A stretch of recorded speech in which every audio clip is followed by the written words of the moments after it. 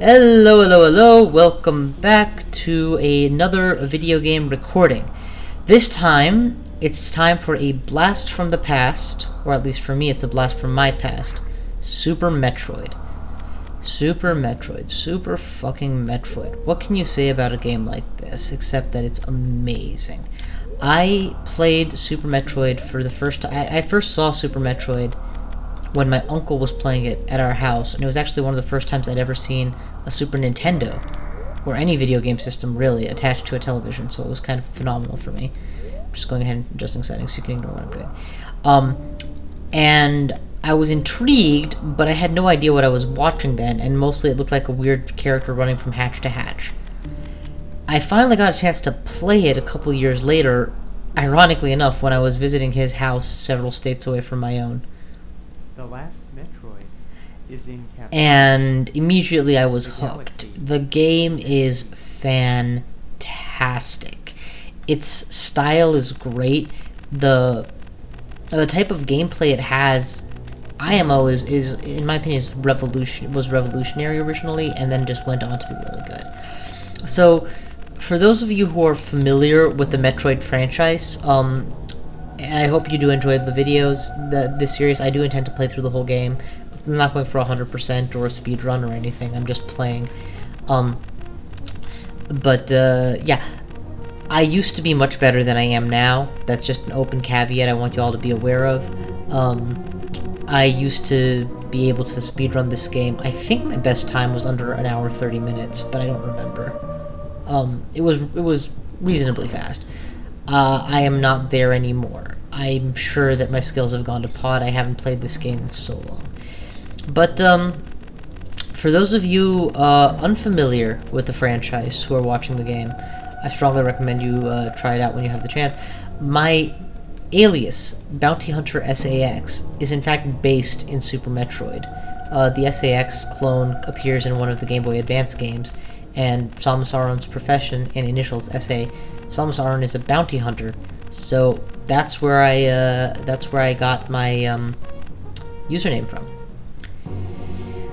Right here we're getting a recap of the events of Metroid 1 and 2, and a little bit of the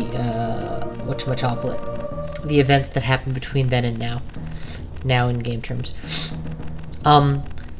But yeah, that's really all the yammering I really had to do about Past of Metroid. So without further ado, it looks like the opening story is done.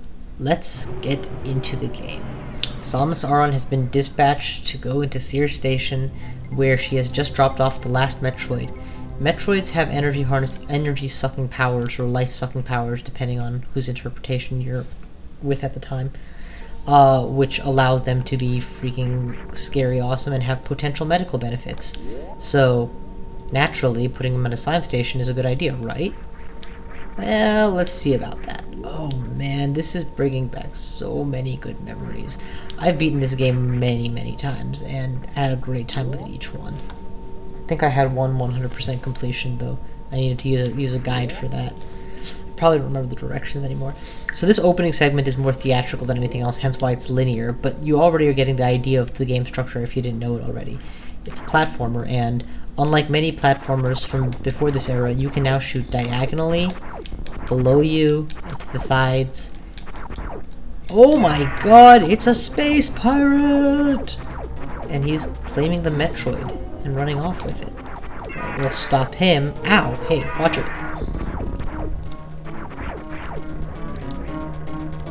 Ow! Tail whip. Tail whip again. Body slam. Fireball. You know, you're really starting to irritate me, Mr. Dragon, sir. Ow! And unlike the Mega Man games, where you would have a health bar here, there's no sense, really, of how much damage you're doing. This boss, Ridley, does change color when he takes damage, but it's very minute. Fun trivia fact, it is in fact possible to scare him away by shooting him. Ah! The moment your health is low, he bails. And sets the self-destruct on the station. Run for it! For those of you more familiar with my dungeon crawl videos, you know the orb run at the end of Zot? I've always imagined playing this music while doing that. Running for your life with a time bomb set as everything explodes around you. Anyway, it's also a staple of the Metroid games. But yeah, they did a fantastic job just with immersion and putting all the stuff together. One thing, caveat I would let you guys know right now is I cannot in fact hear the game audio while recording due to limitations of the particular recording mechanism I'm using. So, there will be times where I talk and am not reactive to the audio effects that I should be reactive to. If that happens, my apologies. But overall, I believe if I've set the settings right, you'll all hear it when the recording's done, so you'll be hearing it and I won't. Anyway, Samus escapes from Seer Station before it blows up, and tracks the space pirates to planet Zebes. Not willing to let the space pirates get their hands on the last remaining Metroid in the galaxy for God knows what evil researches, she makes planetfall. That's right, planetfall on an unknown planet. And this, right here, is why Super Metroid is a fantastic game. This is the map when I first come in. Completely unknown. I have no idea where anything is, or what anything is. I have no idea what I can do. And that's the joy of it. I start off, and already you can see I'm building a map. I'm getting a sense of what's where. And at first, there's really not much to see. Oh, that's interesting. A small passageway. But I can't slide or Mega Man style slide or strafe in there, so apparently I can't go in there. Ooh, bricks. If I shoot them, they don't break, so apparently another roadblock, so I can't go that way. Oh, a wall made with odd bricks. You can tell they're a different kind of block. But again, no way to go in.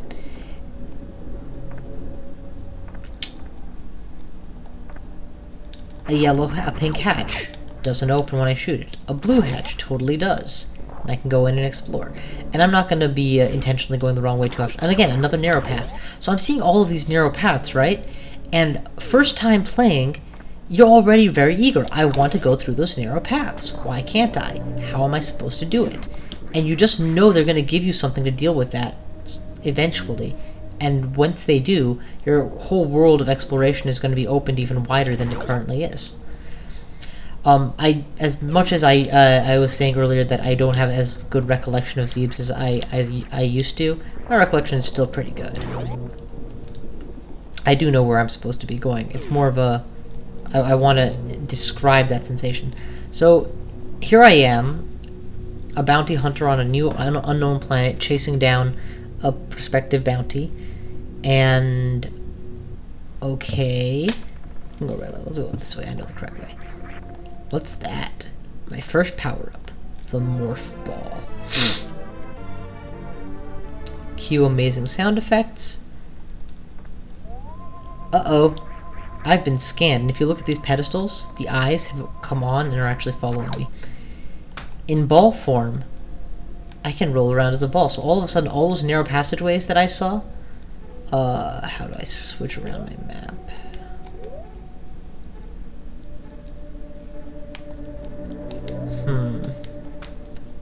Not sure how to get to the zoomed out view of my map just yet. Whatevs, I'll figure it out some other time. But yeah, all those other blocked off areas I saw are now potentially explorable. And that's just, you know, phenomenal. These blocks seem to break when I shoot them, so I can go through them. I can go through here now. And the Chozo statue holds... missiles! And this is the second big tool that you get right off the bat to totally open your world. Because... actually, I want to disable that for now. Those pink hatches that I've been seeing everywhere that are constantly blocking my way, they respond to rockets. 5 rockets, blows them open, and enables me to explore new areas, which apparently are filled with these scanners, but what are you going to do, right? pick up these missiles, and just to show my cred, I do know that there's something in the ceiling on one of these spots right there. An E-tank, but as you can see, I can't quite reach it yet. I wonder if maybe later in the game they'll give me a tool that would allow me to reach that E-tank. Alright, onward we go.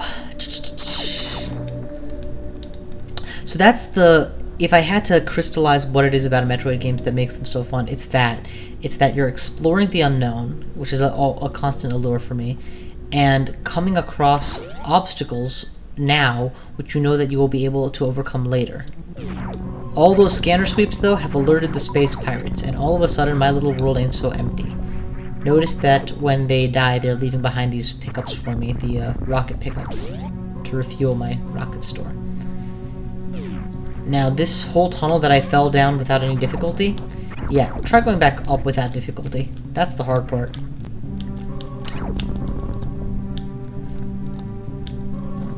One thing you can do in the Metroid games is wall jump, and if you know how to do it very effectively, Super Metroid is the best one to do it in, because it allows for the most sequence breaking / epic jumps with it. People who are like really good at wall jumping can continuously wall jump off the same wall without another wall to go between. I'm not obviously that good at it, but I like trying anyway. In Zero Mission, I believe? No, in Fusion, they made it much easier to wall jump and much less effective. Unless there's a preset area that has just the right spacing, you pretty much cannot gain vertical height by wall jumping, and you can't wall jump continuously on the same wall. Zero Mission, on the other hand, it went for more of a trade-off. You can gain vertical height, and it's a little bit easier to jump, but you can't gain quite as much, I believe. Trying to remember how that one worked. It's been a while since I played Zero Mission. But, yeah, that's the evolution of the wall jump. Let's just keep exploring these areas. This one, I believe, is going to have like a map or a rocket area inside of it, so let's find out which is which. You know, you don't have to kill enemies in this game, unless you like need to, unless the doors are grayed out, but it's instinct to shoot things. Yep, it's a map station. So I go here, plug my gun in, and I get access to this gigantic map. So these areas in blue are obviously unexplored, but that doesn't tell you everything. It doesn't tell you why you can't reach them, or which ones you can and can't reach. Further, there are areas that do not show up on the standard radar scan. That's not to say that it's not, you know, that doesn't make this at all useless or anything. It just means that it doesn't tell you everything. And it's kind of nice that it doesn't, because if it had just given you all the answers, well, what fun would that be?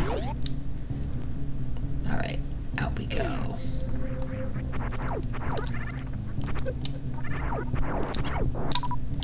Get some rockets back. Moving on.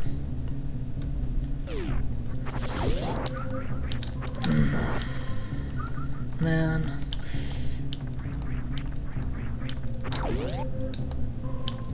Actually, this is a save area if I recall correctly, so let's just go here and save. Oh, and you can even see the S on the mini radar that I've built up. My goal is to, not goal, but I do not anticipate dying very much. I anticipate dying maybe once or twice at most in the whole run.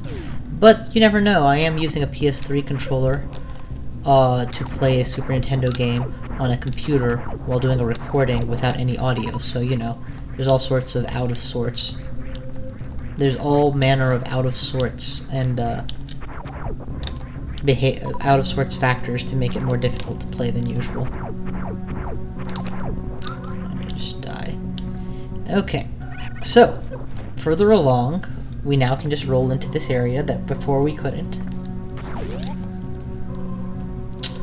And the map is there to tell us that it's the right way in case we didn't know.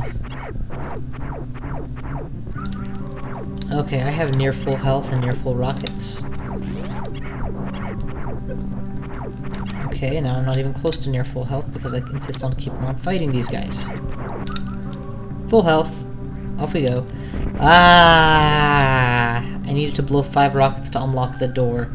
So let's go back out to replenish all the enemies in the room so that I can go to full to full rockets, because what's coming up is going to be a fight that I'm actually going to need to be at higher capacity for.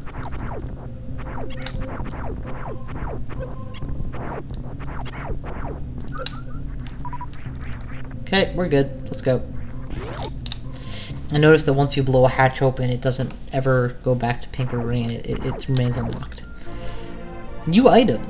It's a bomb. Somebody set us up with a bomb. Different than someone set us up with a bomb. Alright, and the bomb allows you to get a small bouncy jump once you light it. Of course, it comes with the price of having pissed off the bird guy. I'm not actually trying too hard to dodge him, I'm just taking him out straight up with rockets, because I have enough. If I was trying better, I would have, like, dodged him more and landed the rockets faster. Alright, off we go. So now we've gotten missiles, bombs, and rockets. We are now able to go through pink hatches, as well as small cracks. Let's see what else exploration will give us. Obviously I can't fly out that way, but here I now have bombs that get me through this. And notice the way that without explaining what I can do with bombs, you know, they give me literally one line about what bombs do, and that's it. They still managed to teach me what bombs are good for. They set me up in such a way that the only way I could get out of that area was to take the obvious jumps. Obviously I'm going to roll into a ball and try the the newest item I have, which is the bomb. It blows the rocks up. And then after it, when the rocks respawn, they're grayed out to show me that you can use bombs for exploration. Now this area right here is obviously bombable, so let's go through. And down we go. Ow, ow, ow, ow, ow, ow. Yay, new health tank. That should refill. The way energy tanks work in this game is that if you run out of health on your 99 goes to 0, the next energy tank is worth an extra 100. So you effectively have a bonus of 100 health points each time. Reserve tanks work similarly. Okay. And I already know that door leads to Turian, so I'm not going to bother going that way right now. There's no point. That's like the end of the game, you go that direction. I'd show it to you guys later. Off we go. We're armed with our missiles, our switch this. Armed with missiles, the morph ball, and the ability to launch bombs. We're doing pretty good, and just take a look at the map overall. It's pretty clear which pathway we've gone. We've also gone down into Brinstar before, so we know what's there. Let's head off to the next area, which is the other side of Brinstar.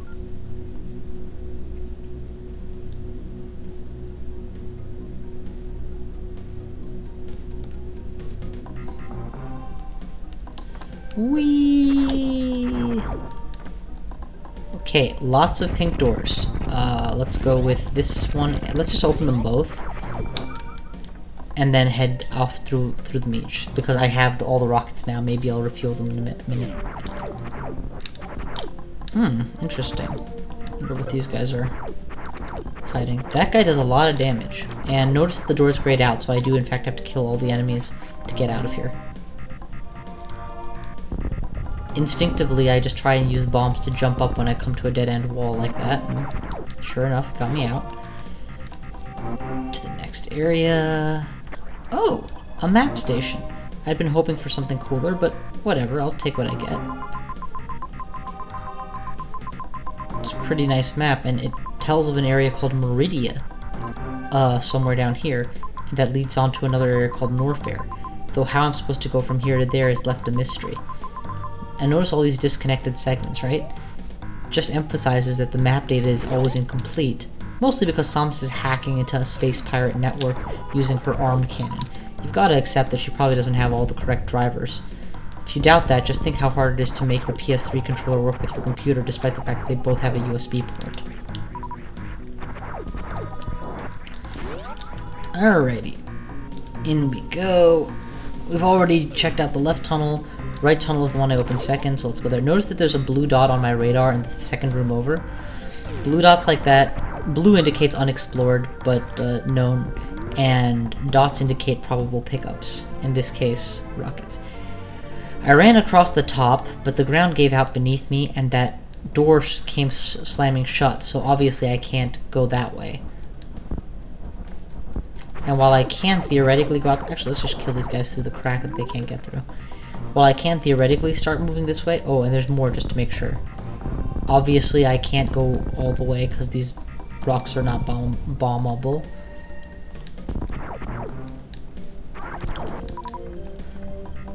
So, that's a dead end. Now, faster players will use a glitch in the game which allows you to move a little bit faster, sooner than you're meant to, and get past that roadblock to pick up an item super early called the super missile, which frankly is exactly what it sounds like. I am not such a player. Let's go ahead and save. Save complete. And let's go ahead and open another hatch. What's in here? Oh, this area. So this is not a necessary area for me to be in, but I want to. I'm not actually supposed to be here at all, so I'll show you guys why not. Notice that these little bats with lights, when I kill them, the room gets darker and darker, and thus harder and harder to maneuver through. But it's totally doable, so I get all the way through. And at the end is a rocket reload station, which gives me all of my rockets back. Effectively, a waste of a trip.